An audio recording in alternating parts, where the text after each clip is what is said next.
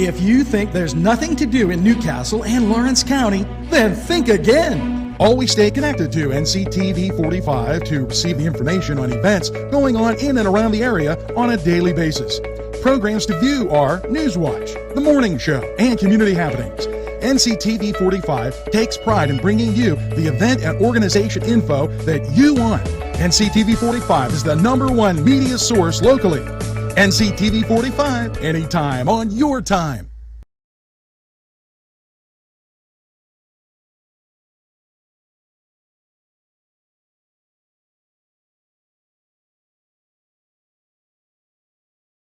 Entrusting your loved one to a funeral director is a very personal and emotional decision. The funeral director you choose must understand the importance of the decision you have made. When you call the William and Roger DeCarbo Funeral Home, I recognize what a privilege it is to be chosen at your time of need. We will provide you and your family with the best service possible, with sincerity and compassion. The William and Roger DeCarbo Funeral Home, family owned and operated since 1941. Come dine with us, come dine today. If you could use some real good food, there's a place not far away. If you could use a drink or two, or a place to go and play, come to Gallows Italian Villa today.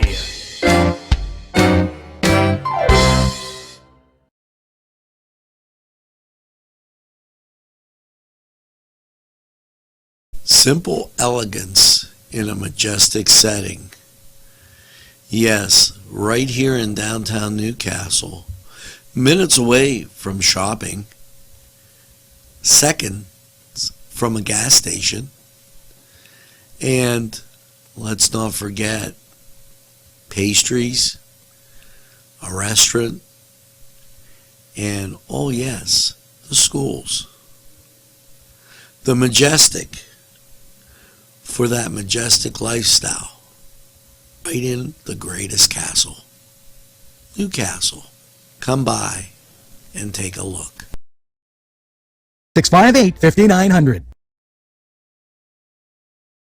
Chuck Tanner would be proud of the restaurant that bears his name. Chuck Tanner's Restaurant, owned and operated by the Papazikas family, would love for you to be part of a Newcastle tradition. Come enjoy the great breakfast, super lunch, and second-to-none dinner choices from their Italian, Mediterranean, and American cuisine. You can relax with a wonderful atmosphere and something from the bar. If you're planning an event, ask about their banquet facility. Tanner's Restaurant is located at 2305 Wilmington Road in Neshannock Township. Call 724-658-5900.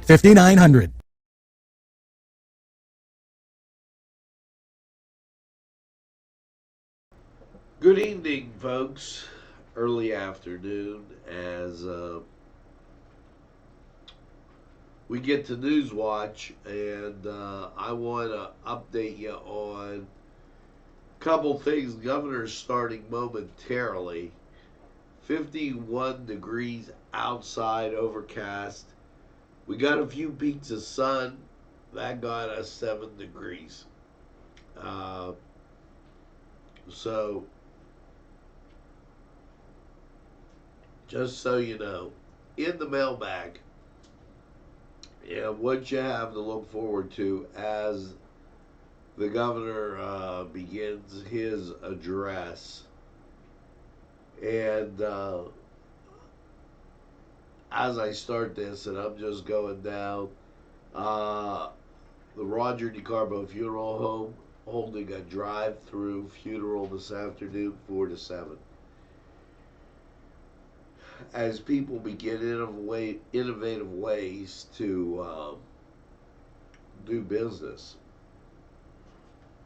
The Department of Aging receives $3 million to support aging and disability resources during the current pandemic. This is all news in from the state as we're doing this in front of the address by the governor 8 minutes away now. As we continue down, Ascend Circus. Thanks for watching NCTV45. Due to the pandemic, Cray Bowl-a-thon will go virtual. And what that is, it's the 26th annual Bowl-a-thon. It goes virtual on May 16th.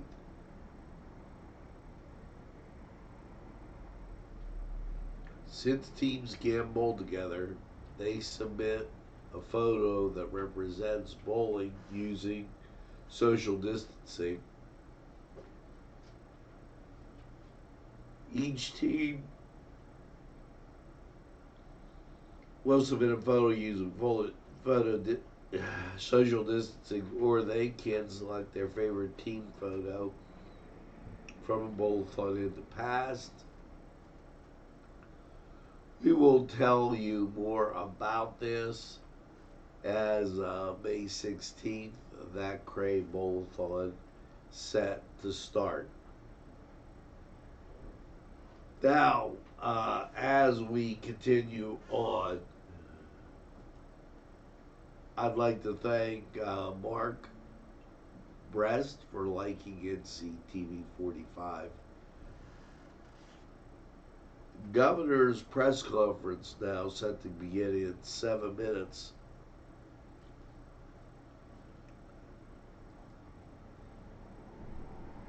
Wolf administration, no one should go hungry in Pennsylvania. The programs are designed for times like these. They ask you to please apply.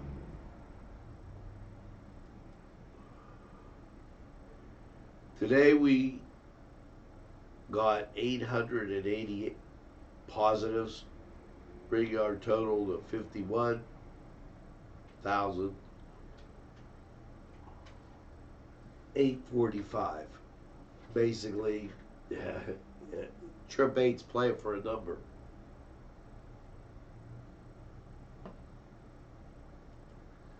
Present conference to begin in 6 minutes. Lawrence County Chamber of Commerce has resources through Duquesne University Small Business. Call them at 724-658-1488 and talk to them about keeping your business going during this crisis.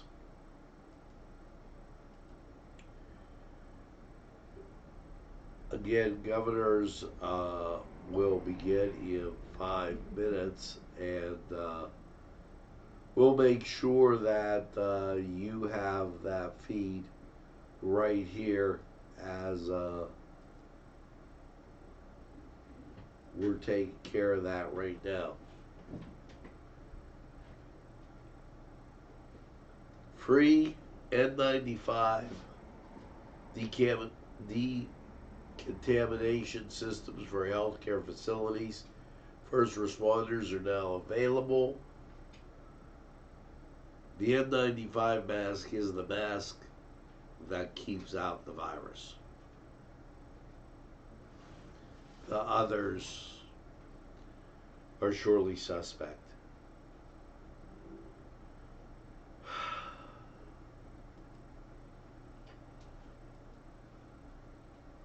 The PLCB opened 77 wine and good spirits, beginning to limit in-store public access in counties May 8th. We are one of those counties. So that will start. On a very different note, PPG Paints Arena, Andrew Buccelli in concert, this right before Christmas, December 5th. Tickets will be sold Wednesday, May 6th, pre-sale, online. Offer code is MUSIC.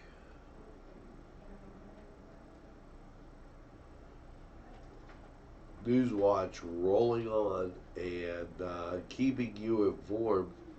Press conference to begin in 3 minutes as we take a look and go to his live event. And I want to make sure 2 minutes 12 seconds. So hang in there, folks, as we give you as much as we can. He's reminding the farm markets that SNAP usage and grants available, but we don't have any farmers markets. It's May and they're not open, so that was great putting it out that early.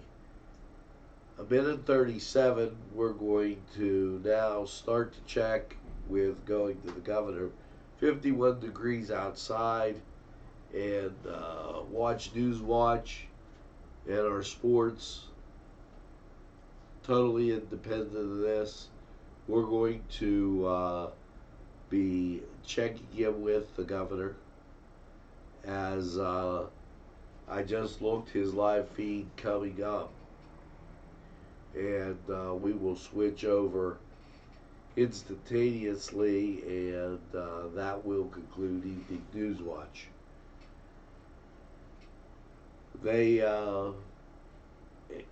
It's interesting because when I see they have as many issues as we do getting their live feed started, so I don't feel so bad.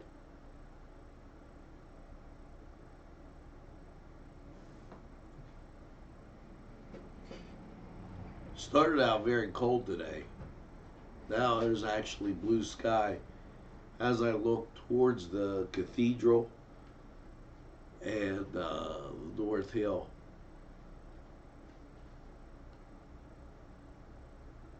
We are 1 minute away from the governor's live feed, and we're going to be going directly to that instantaneously as we're just waiting for him to come up. And here we go. We're going to take it over. He should be starting any second.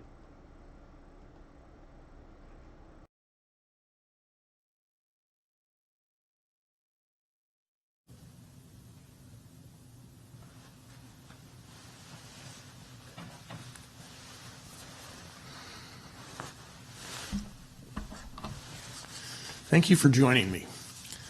We're nearing the 2-month mark in our fight against the 2019 novel coronavirus.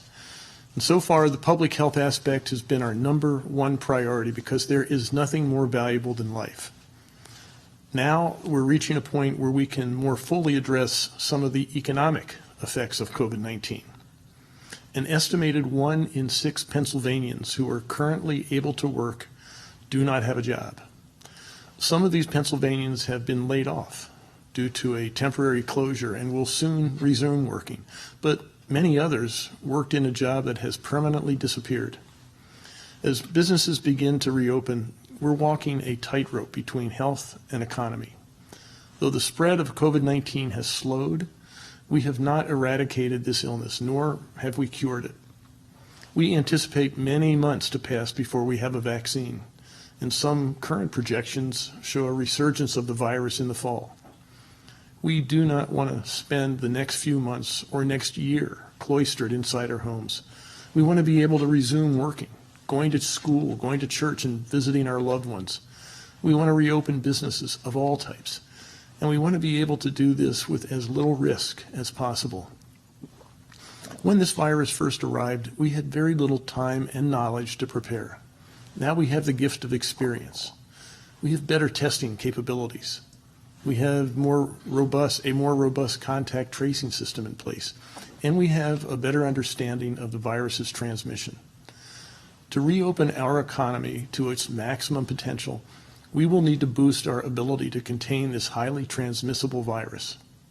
So I am proposing the Commonwealth Civilian Coronavirus Corps, a new program that will expand our ability to conduct contact tracing and testing and mobilize Pennsylvanians to do all sorts of things to contain the COVID-19 virus.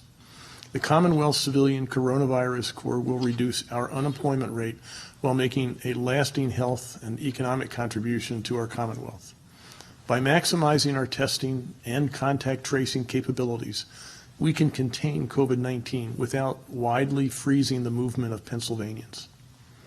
If Pennsylvania protects its ability to produce and sell goods and services, our economy will regain lost momentum.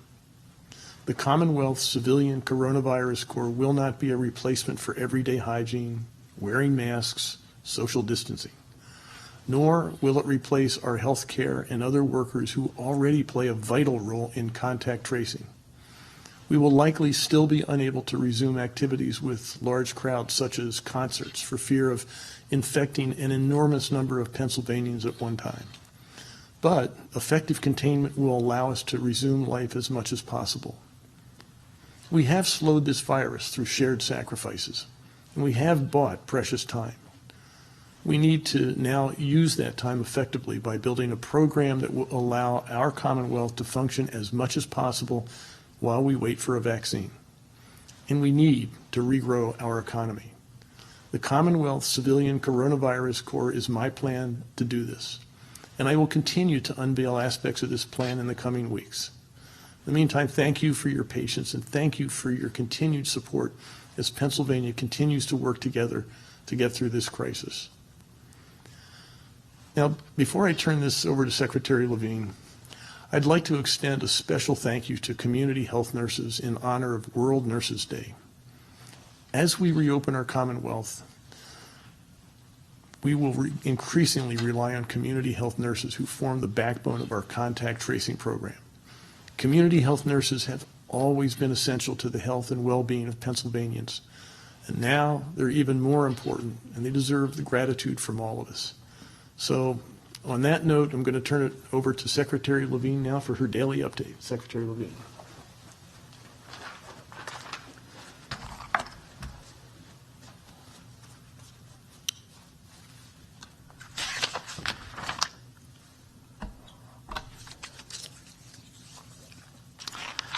Good afternoon.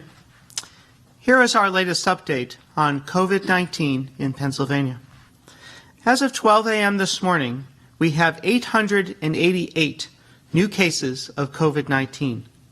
This brings our statewide total to 51,845 Pennsylvanians who have tested positive for COVID-19 in all 67 counties. This includes 3,316 positive cases in healthcare workers. It includes 2,062 positive cases in workers within the food industry at 122 facilities statewide. And it includes 10,010 positive cases among residents of 502 long-term care living facilities, which include nursing homes and personal care homes. Tragically, we now have 3,106 patients who have passed away who have tested positive for COVID-19. To date, all of our deaths have been in adult patients. As of 10 a.m. today, hospitals are reporting that approximately 2,553 patients are currently hospitalized due to COVID-19. 549 of those patients are currently requiring the use of a ventilator or a breathing machine. Across our healthcare system, approximately 46% of hospital beds, 40% of intensive care unit beds, and nearly 75% of our ventilators are still available. As the governor pointed out, this is Nurses Week and National and International Nurses Day today. Across the nation and across Pennsylvania, we want to take a moment to recognize the essential contributions and sacrifices that nurses have made throughout this pandemic. This includes nurses caring for patients with COVID-19 and caring for other patients. All of our nurses, including those here at the Department of Health, have been instrumental in caring for the citizens of Pennsylvania. At the Department of Health, our nurses have been on the front lines, from helping nursing homes to do contact tracing and getting people connected to care. I want to thank them for working in communities across the Commonwealth to help us achieve a healthy Pennsylvania for all. But we wanted you to hear about their work in their own words, and so we have this video.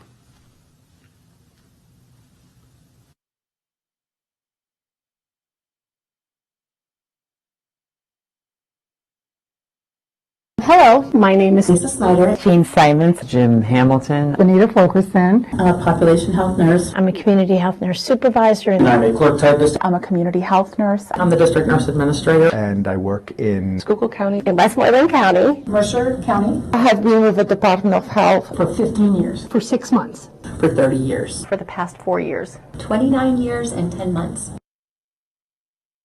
If public health is working and we're doing our job, the public doesn't know anything's going on. We're always working in the background, also doing surveillance, preventing infectious disease outbreaks. It's the best kept secret in the state. We are in every dimension an organization, and we know how to get things done. We are here to protect the public against communicable diseases, vaccine-preventable illnesses, and to make your community a great and healthy one. We offer free immunizations to uninsured and uninsured people. Everyone is eligible. The community becomes our patient. Public health nursing means fun. You're working with a great group of colleagues. You get to collaborate together, as well as being able to share a partnership with the community members that you're serving and make a difference in their lives. Educate, inform, and empower people to make good health choices. As a nurse, we keep our pulse on the health and well-being of our community. Caring for individuals in order to affect the greater good. It means power, power to assess needs, power to educate. Commitment. You commit to being there for your community.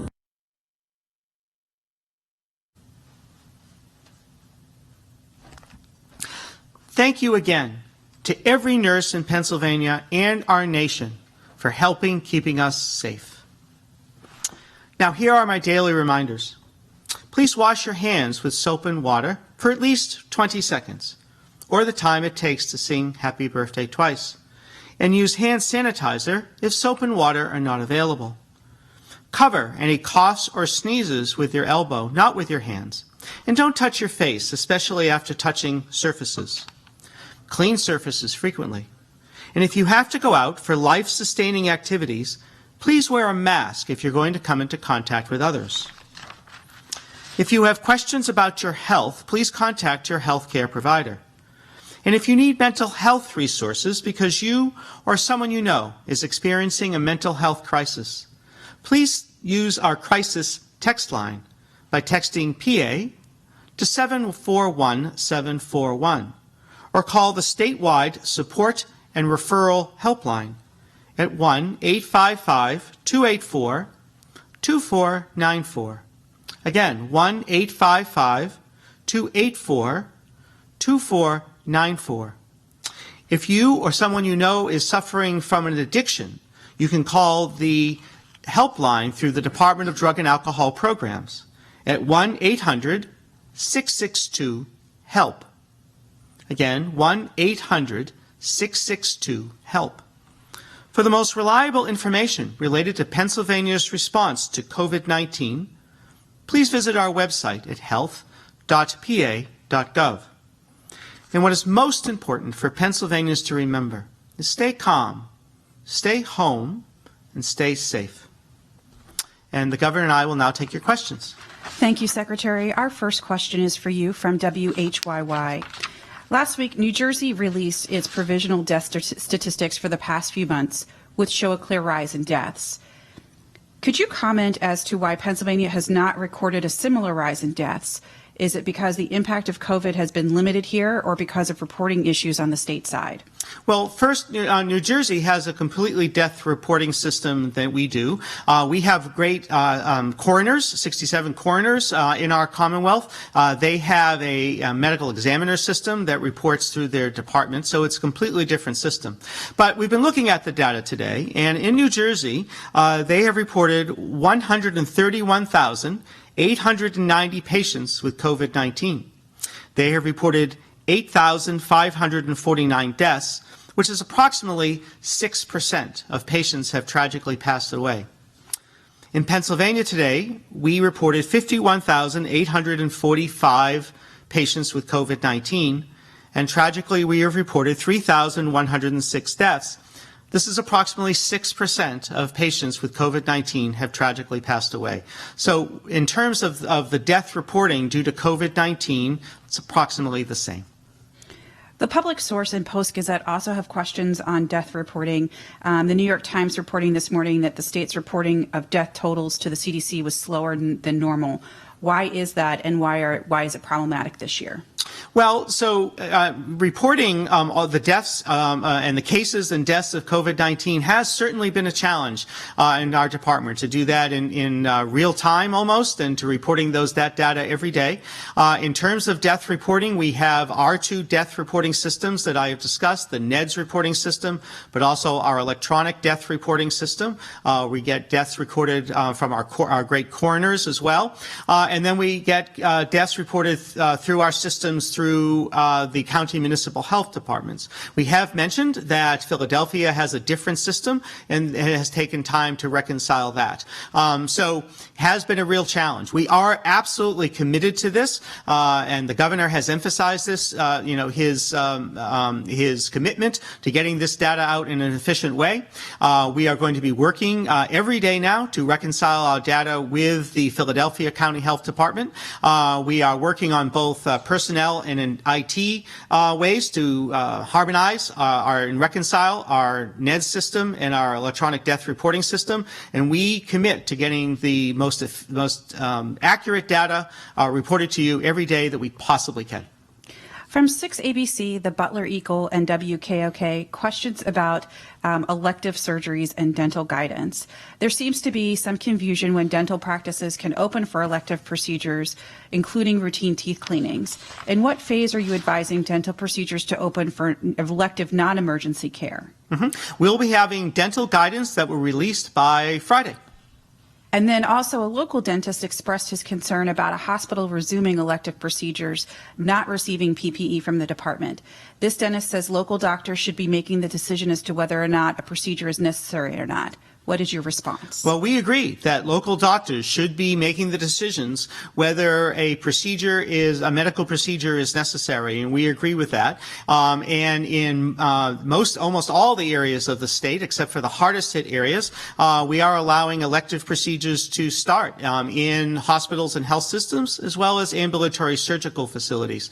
The question of personal protective equipment is different, however. We have to prioritize the state's supply of personal protective equipment that we have gotten from the federal government, as well as really purchasing that throughout the state and the nation and internationally to the areas most hard hit from COVID-19. And so right now we are prioritizing long-term care living facilities, including nursing homes and personal care homes that are struggling with patients with COVID-19. From Fox 56, what exactly are respirator decontamination systems, and how can they help our first responders? Well, the Battelle unit has opened in Delaware County. This is a critical care decontamination system. It's very important to emphasize this is free. And this is used to sterilize the N95 masks that we have been talking about. Those are called respirators at times. That's different than a ventilator. But these N95 respirators can be sterilized using aerosolized hydrogen peroxide, and that is being done free for hospitals, health systems, first responders, nursing homes throughout the Southeast now. Thank you, Secretary. Our next question is for the governor.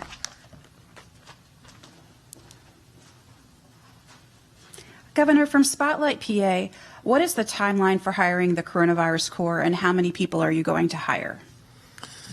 I'll be giving more details as we move out. At this point, we don't know, but to have an impact on the economy, we want this to be a big deal. Again, the point of this is to create a core of trained folks who are ready and able, have the skills we need them to have to help usher us all through the new environment that we're going to be facing as we get into this post-pandemic world. Also from Spotlight, PA, how will the state pay for this through federal CARES dollars, and when will you be able to detail how the dollars are being spent? The hope is that we can get special funding from the federal government for this. That's what we're trying to do at this point. Again, as this unfolds, we will produce, as we know more details, we'll be sharing those details. Do you need legislative approval for the Coronavirus Corps? At this point, no. I have shared it with legislative leaders, in fact, just today, and explained how we're going to be funding this, and I think they agreed that at this point there's no need for legislative approval for this. From WNEP, a photo making the rounds on social media shows a Senate staffer giving haircuts to lawmakers outside the Capitol. The photo has prompted a lot of comments claiming the hypocrisy since professional barbershops and hair salons are not ready to open yet. What is your reaction? Yeah, I'm not familiar with this. I wasn't, obviously I did not get a haircut, but I think that question would be best directed to whichever Senate staffer actually did that. From ABC 27, earlier this week, a state representative suggested your administration's lack of transparency reminded him of how Nazis or Soviet Russia conducted business. What is your reaction to that remark? And as a follow-up, he's not the only Republican lawmaker suggesting that your administration is not transparent in the specific criteria for reopening counties, and lawmakers say you have not engaged with the legislature. What is your response? Well, there are about three questions. I have actually worked with the legislature. As I said, every week we have meetings with the legislative leaders. We're continuously meeting through the Legislative Affairs Department. I think 7 days a week with the legislature. Our Intergovernmental Affairs Division is meeting and working with local governments every day, all the time. So I'm not sure that where we're not doing that. If there's a place that we should be working more closely with anybody, I'm open to that. In terms of transparency, I absolutely want to be transparent. If there are some areas where we could do a better job there, and I understand that we're trying to fight this disease, but there is no excuse for not being as transparent as we possibly can, and without violating, whatever confidentiality rules. So I want to be as transparent as I possibly can, and I think we've done everything we can. If there's something I'm missing, I'm always open for suggestions. From Bloomberg News, how does the Northeast Coalition operate? Weekly calls with governors, Zoom meetings, something else? We have occasional Zoom meetings. We just had one on Sunday. But the routine is that the senior staff members meet at least twice a week, sometimes more often, to go over things that are going on in each of our states. Most recently, I think we announced publicly that we're working to pool the buying power of the 7 states to form a consortium to make sure we're doing everything we can to get the PPE, the equipment material we need to fight this virus. Also working with the institutions of higher education, research institutions, to do more than we've done in the past to actually engage them to do research, and with, especially in Pennsylvania, our manufacturing base, we want to make sure that we're doing everything we can to make the stuff we need. Again, by combining all 7 states, we have more buying power, more brain power to do the things we need to do to fight this virus. From WNEP, we've received calls from several viewers concerned about plans by a bus company to resume service from Northeast Pennsylvania to Philadelphia and New York City on Monday. The company says it plans to limit the number of passengers and take only essential workers. Considering that neither Northeast PA, the Philly area, or New York City has reopened, do you believe resuming this bus service now is a good idea? From what you said, no, I don't. And then from Fox 56, in terms of the decontamination systems, that you announced a program to give free decontamination systems for first responders and healthcare facilities. Why did you decide to do that? Well, protective equipment, I mean, including decontamination equipment. The idea is that these folks are on the front lines of the fight against the coronavirus, and they're the ones that we really need to make sure are as protected as they could possibly be. And that's pure and simple what is driving that. Governor, from NBC 10, what have the discussions been with your administration about granting long-term care facilities civil immunity during COVID-19, and are you going to give them that immunity? In terms of the facilities, no. We have been in conversations about making sure that healthcare professionals, especially those who are coming back specifically with the single intent of fighting this disease and being on the front lines, we have been talking about trying to give them some additional liability protection, and I think there'll be an announcement today on that. Governor, from the Associated Press and WNEP, some businesses are opening in defiance of your shutdown order. What is your reaction to that? Are you worried that the dam is starting to break and you will see a lot more businesses reopen when they're not supposed to? Yeah, I think there's a natural dam here, and it's not the government. I mean, we have the orders and guidelines in place, but really, to the extent they are ignored, is going to be a bad thing for the businesses. Because if a business opens and they haven't done the things, or we're not ready to reopen, I think they're going to have trouble inspiring confidence in their customers or their employees. And so I think there's a natural restraint here, a natural constraint on businesses making random decisions to open ahead of their customers or their employees. Our next question is for the Secretary.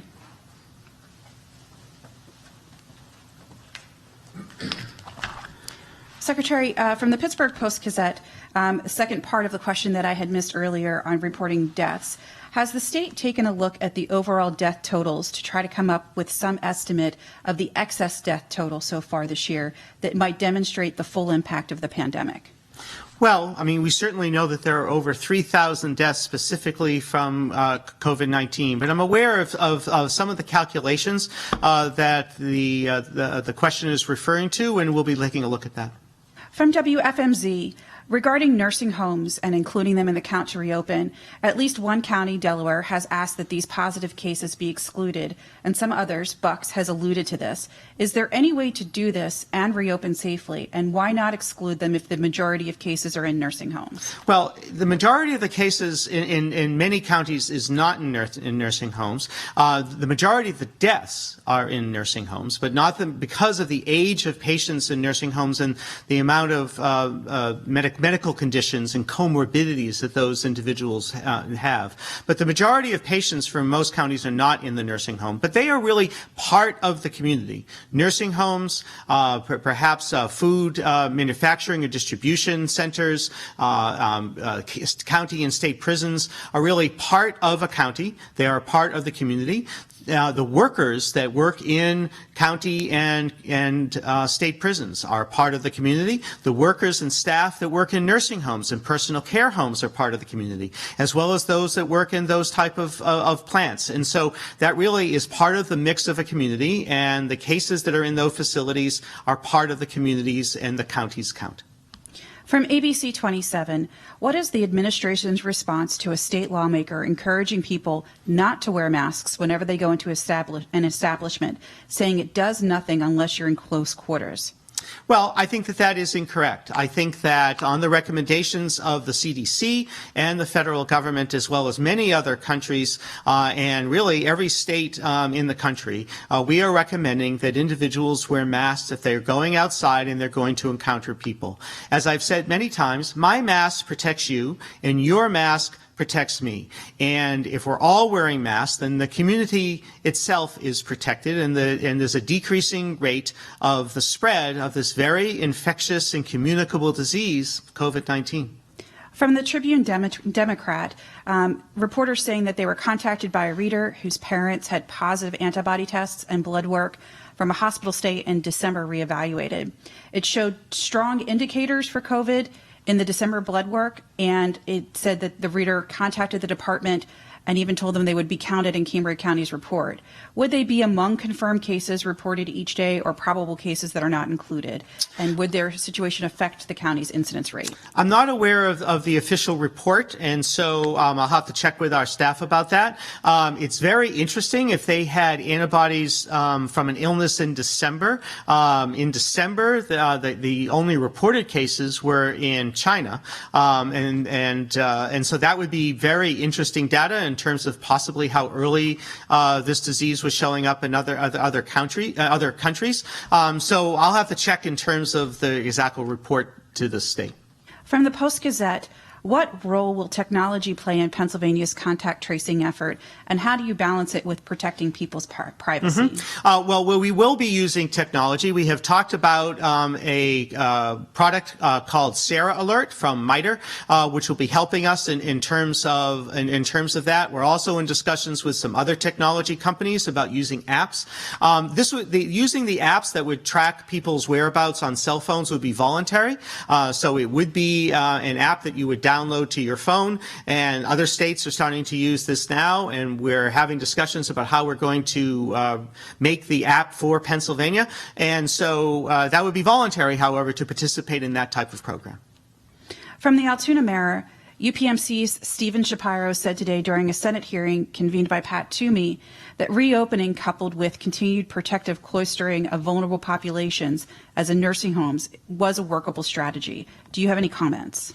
Well, so as with the governor's phased reopening program, we are looking at different counties. We're looking at the metrics that we have described before, as well as the modeling from Carnegie Mellon University and other models that we have explored, as well as those quantitative measures and other qualitative measures in terms of which counties will go from red to yellow. We feel that as we concentrate in terms of our testing and our contact tracing in those counties and those areas, as well as concentrating on long-term care living facilities, that we will be able to prevent the spread and further outbreaks of COVID-19. Our next question is for the governor.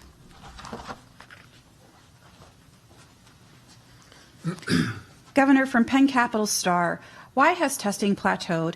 The state collected an average of 5,900 new tests each day over the last week, and that figure falls short of its goal of testing 8,500 people per day. Looking over the past month, it's clear that testing data is now lower. State officials have said all along that capacity is increasing. Why should we believe that now? Yeah, I'll let Secretary Levine take this, but let me just start saying one of the things is that we limit the number of people who actually qualify to take the test, because we say you have to have a medical professional send you to get the test, which means you have to have some indication that you may have the disease. As fewer people have this disease, there are going to be fewer tests unless we change the rules. So until we get to the point where we can do mass testing, surveillance testing, I think this is something that we're going to see. So I think that might be, and I'll let the Secretary chime in here, but I think that could be something that's a function of a disease that we're actually starting to beat. Secretary Levine. Thank you. Well, certainly I agree with the governor in terms of that we are seeing less cases of COVID-19. We reported 888, I believe, new cases, and so that's really good news. We're going to have to, that's over 4 days now that we've had less than 1,000 new cases. Trends mean more than any specific day, but it's starting to form a trend, so I think that that's very positive news. But we do want to continue to expand testing, particularly in the areas that are still affected in the southeast and the northeast, where there's still significant incidence of COVID-19, and into those areas that are going yellow in 2 days now. So we're going to be working to do that. As the governor said, except for our mass testing sites, you need a doctor's order to have a test done, and we're trying to think of some ways that we might be able to make that even easier for people to get tests. We want tests to be done at hospitals and health systems. We know that Rite Aid is doing tests, and we're trying to expand that as well, perhaps other types of pharmacies. And then we're going to start to consider when and how we would do the type of population-based testing, which is very different, the type of surveillance testing, and when we'll be able to do that. So we're going to take all of that into consideration, and we still want to increase testing. Thank you, Secretary. For the reporters whose questions we were not able to get to today, the Department of Health and the Governor's Office will respond within the next 24 hours. Our next briefing will be tomorrow. Thank you.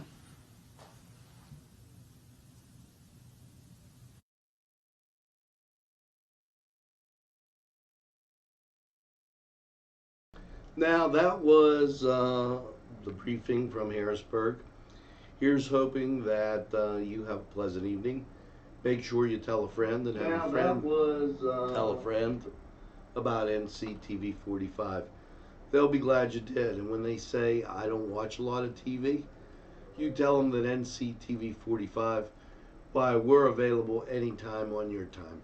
Yes, a train that runs on your schedule, that's NCTV45. And your song for this evening, Those Good Old Dreams. Here's hoping you have a pleasant evening and keep watching NCTV45. And as I say each and every time, make sure you get that second glass of lemonade, orange juice, whatever it may be, and have a super evening in what I call the greatest castle in the world, in the county of Lawrence. Have a great evening, everybody.